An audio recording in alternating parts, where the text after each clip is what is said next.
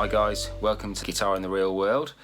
I'm just doing this on my iPhone tonight because I've been doing this little session in my room. I was going to say home studio, but it is a room with a computer in it and some microphones. In a minute I will take you through the equipment that I used. So yeah, today I've been recording a track for a client who's new to me. He wanted a nylon string guitar solo. He sort of referred to it as Spanish nylon. The track is a kind of a funk dance track with a pretty groovy Rhodes piano solo on it actually as well, which made me realise that it was okay to incorporate a bit of bebop kind of language into the solo. So I've given him 3 different takes, all slightly different. To my ears they all sound like me, but I tried to vary how much I paced the solo. There's one of them where I used a lot more space in the opening, sort of 4 bars or so.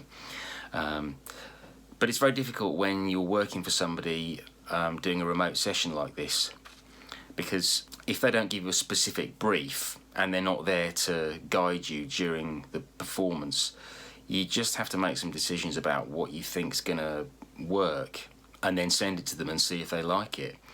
So hopefully by giving him 3 different takes he's got enough material to work with. He might end up comping phrases together from the different takes, or he might come back to me and say that he'd like something different, but hopefully he can articulate what he wants from me if he does need something different. So I have to wait and see how he responds to what I've sent to him.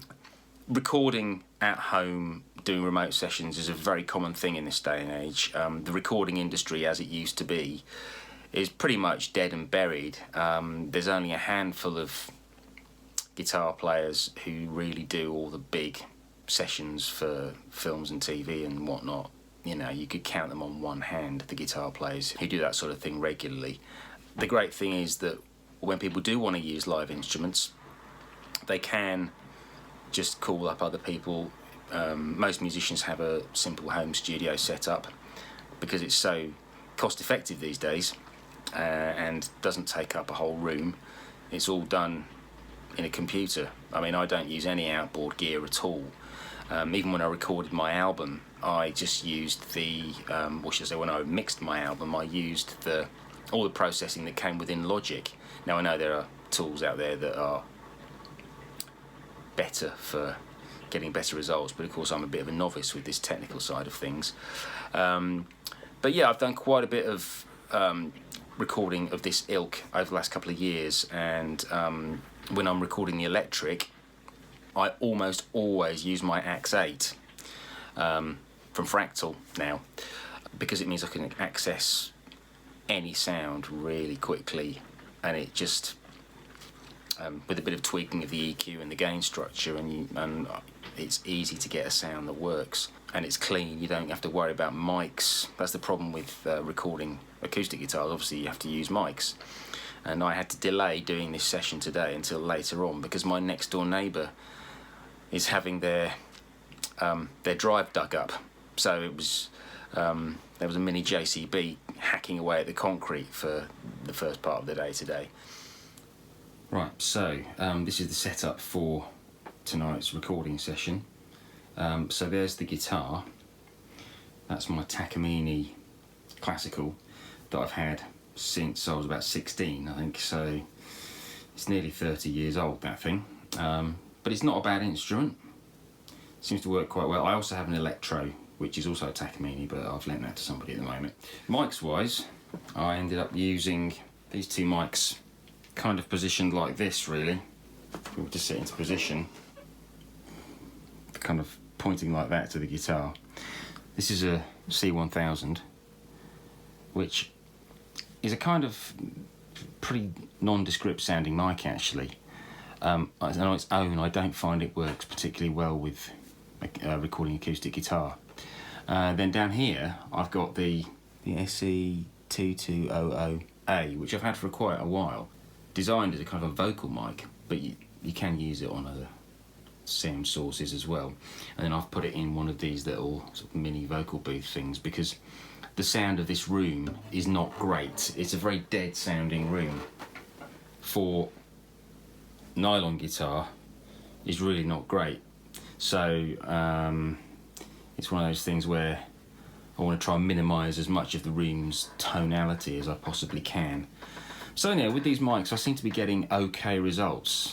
I'm not by any means saying this is the best way to do this.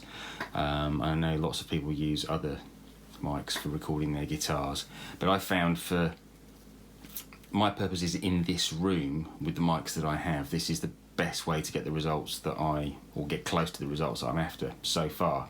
But you know, I'm yet to experiment with other mics.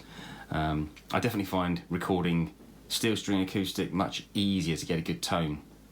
The nylon is a bit of a beast really when it comes to getting a good sound, because it can sound really twangy and thin. Both the mics are going into this Focusrite Scarlett thing here, which has proven to be a really great piece of equipment. It's very simple to use. It's got direct monitoring, so you don't get the latency issues, and it sounds pretty good. It's, you know, production line interface, but they get good reviews, and I'm pretty happy with the way it seems to perform.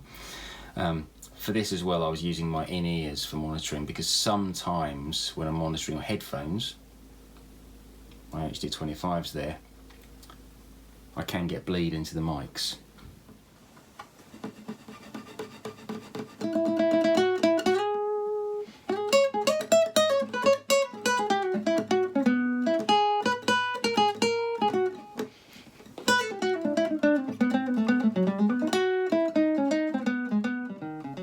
Okay, so that's about it, guys. I hope that some of the things I talked about tonight were informative.